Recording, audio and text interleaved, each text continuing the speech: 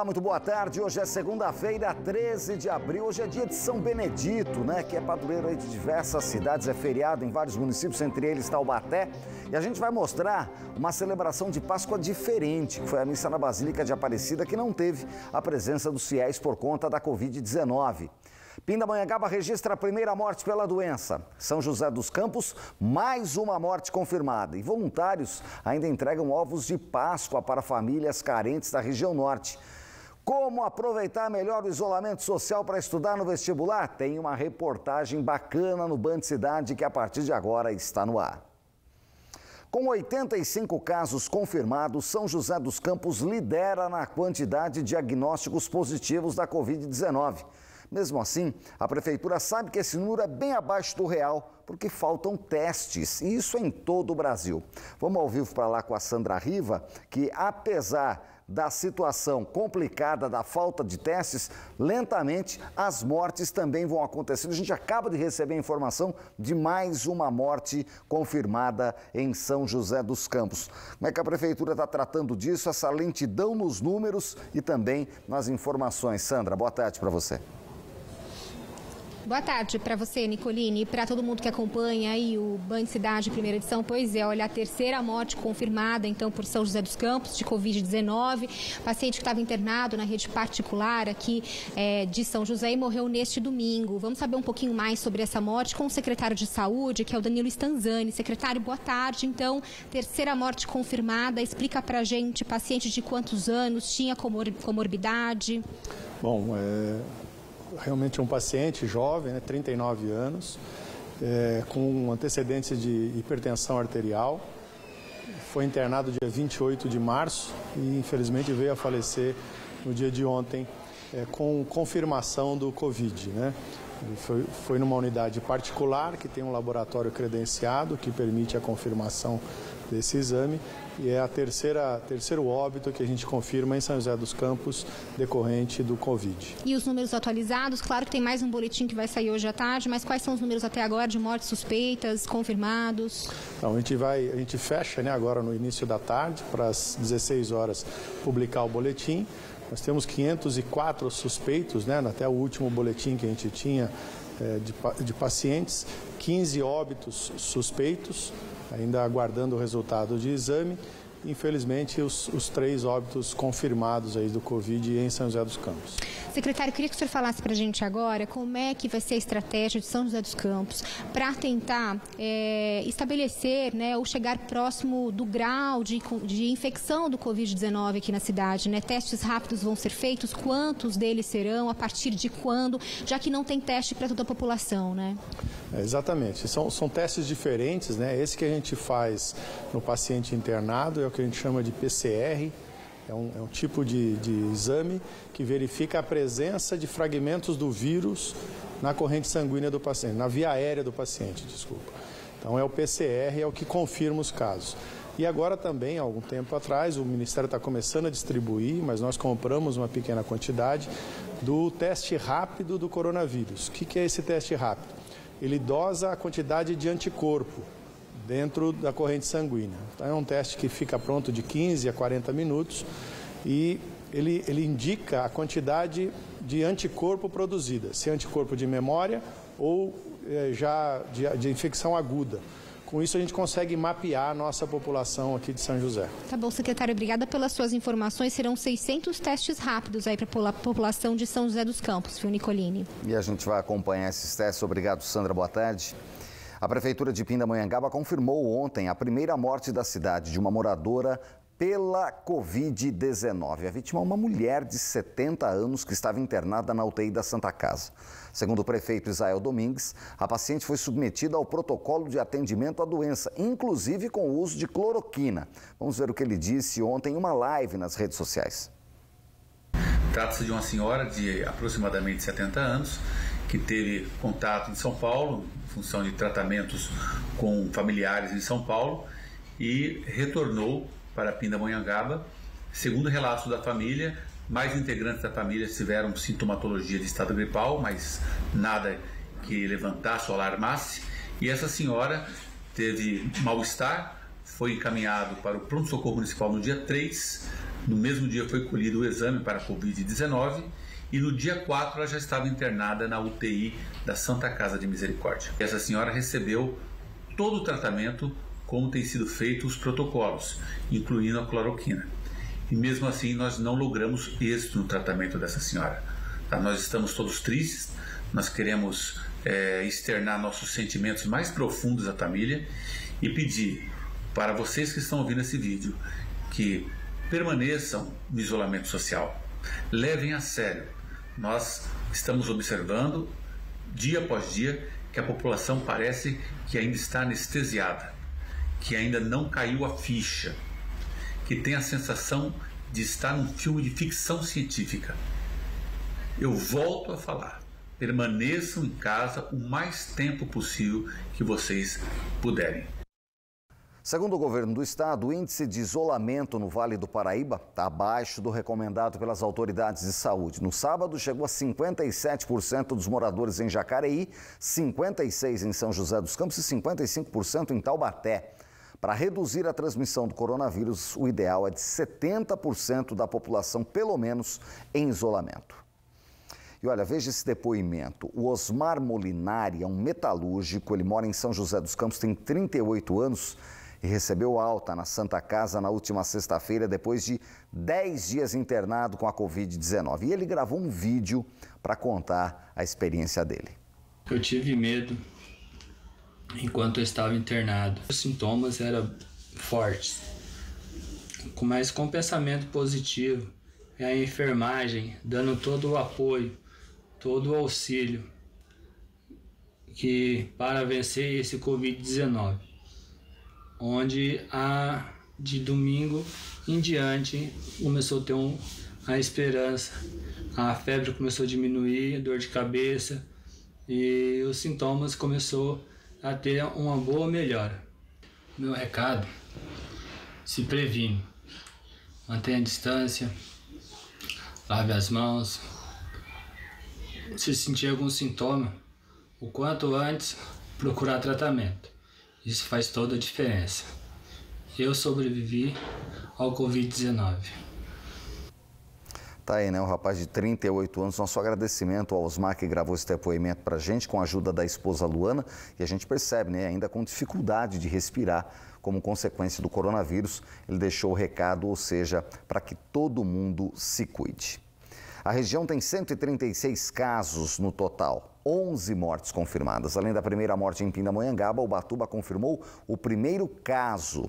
Vamos ver os detalhes desses dados na tela. A gente separou para você aí de casa um mapa da situação na região já atualizado, né? Então, São José dos Campos já com 3 mortes confirmadas e outras 15 suspeitas que aguardam resultado. 85 casos confirmados. Taubaté tem 1 morte confirmada até agora e 7 suspeitas aguardando resultados. Aliás, a gente vê o aumento aí das mortes suspeitas. São 12 casos já confirmados na cidade de Taubaté, 6 em São Sebastião com 2 mortes e 2 confirmados em Santa Branca com 1 morte. Cachoeira e Guaratinguetá não tem morte confirmada pela doença, apenas suspeita.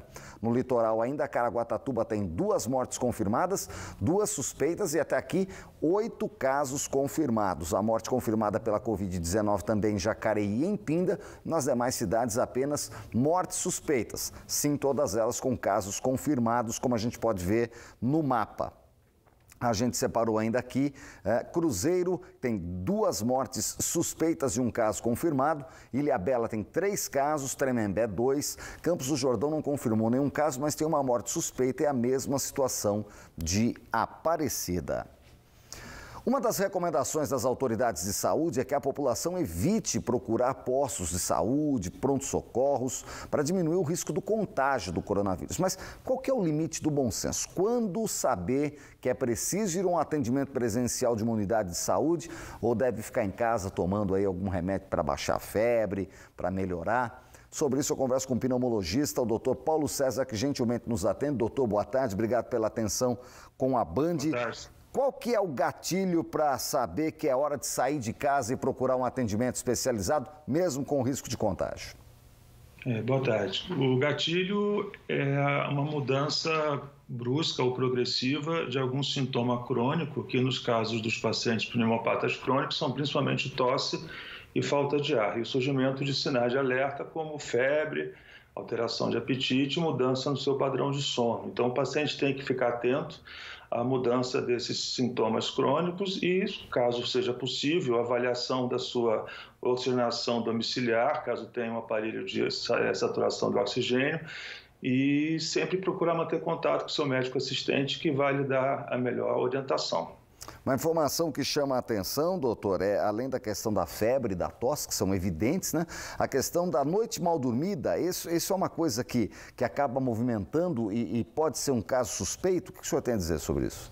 Sim, porque esses pacientes têm um padrão de sono habitual. Quando começam a ter mais tosse, mais falta de ar, no período da noite isso costuma se acentuar. E caso perceba que tenha acordado extremamente cansado por um sono não reparador, devem referir essa informação para os seus familiares e, se possível, para o seu médico assistente. A questão da coriza ainda é importante, a gente já está com madrugadas mais frias, então é mais fácil do pessoal resfriar e ter uma coriza de resfriado. Como saber que é simplesmente um resfriado ou isso pode ser algo mais e deve procurar ajuda? Isso é muito importante. Nós estamos já no outono e existe uma queda progressiva da temperatura ambiental e da umidade do ar. A coriza, quando ela vem acompanhada de sinais de coceira, nariz, espirros, somente por manifestações nasais, configura um quadro de rinite que geralmente é de origem alérgica.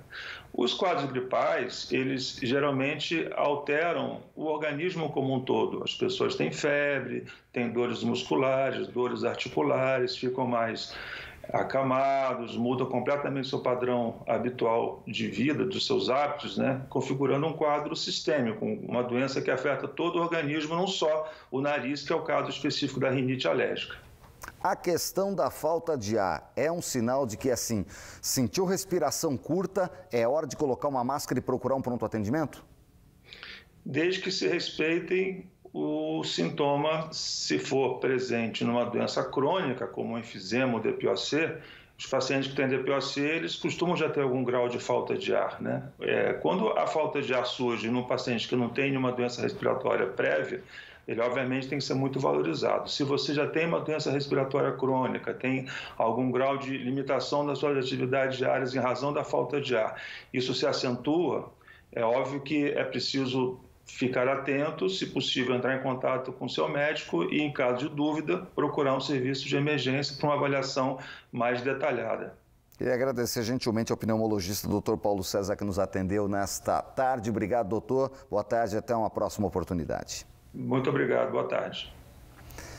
A data mais importante para os católicos foi celebrada de uma maneira diferente neste domingo. As missas da Páscoa aconteceram sem fiéis nas igrejas devido à Covid-19. No Santuário Nacional em Aparecida, de milhares de pessoas sempre participam, dessa vez elas acompanharam as celebrações pela internet. O maior santuário mariano do mundo, que chega a receber 70 mil fiéis no domingo de Páscoa pela primeira vez na história, ficou assim. Corredores, pontos de visitação, basílica, espaços tradicionalmente ocupados pela multidão, vazios. Medida necessária em tempos de pandemia do coronavírus. Desta vez, a multidão ficou em casa. Obrigado.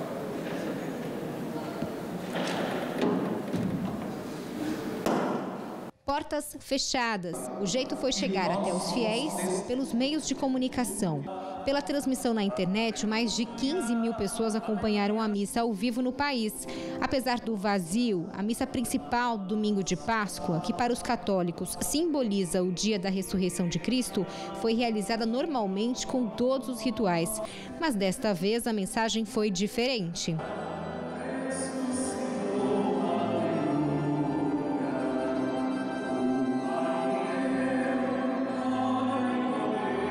Para a gente viver a pandemia nesse tempo da Páscoa, termos assim a esperança e rezarmos para que quanto antes este vírus seja derrotado, como Jesus derrotou a morte.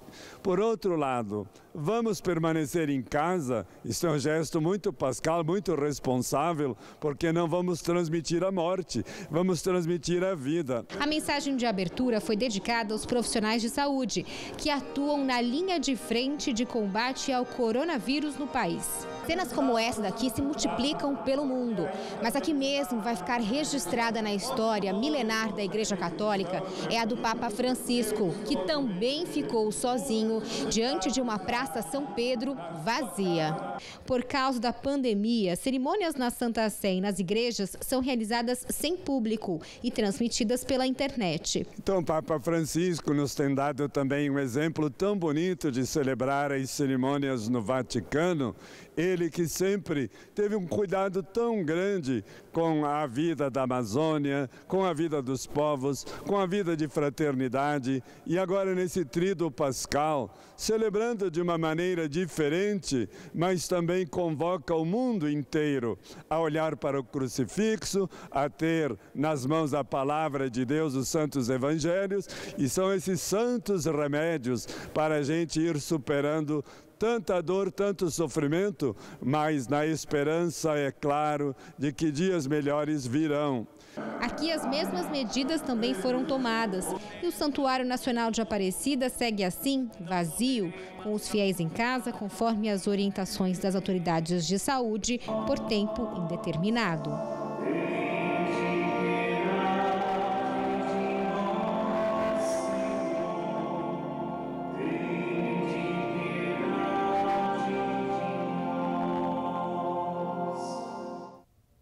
Em Cachoeira Paulista, as celebrações da Páscoa também se adaptaram ao atual momento. Os padres, então, resolveram levar o Santíssimo Sacramento às principais ruas da cidade. Como você pode ver aí, a saída aconteceu da comunidade Canção Nova, com a participação dos padres das paróquias de Cachoeira e do Santuário para as Misericórdias. Em Taubaté, a procissão da Páscoa se transformou também numa carreata que reuniu mais de 100 veículos. Dê só uma olhada. A celebração foi uma iniciativa da Igreja São Benedito que percorreu diversos bairros, entre eles a Secap, na manhã deste domingo. Vamos agora com imagens ao vivo de São José dos Campos. Está aí a região norte da cidade, Ponte Maria Peregrina. Clima agradável nesse início de semana. Agora à tarde a máxima chega aos 28 graus para os joseenses. A mínima à noite é de 17 e não há previsão de chuva. O Band Cidade faz uma rápida parada e volta em instantes com mais notícias da região. Não saia daí, 12h57.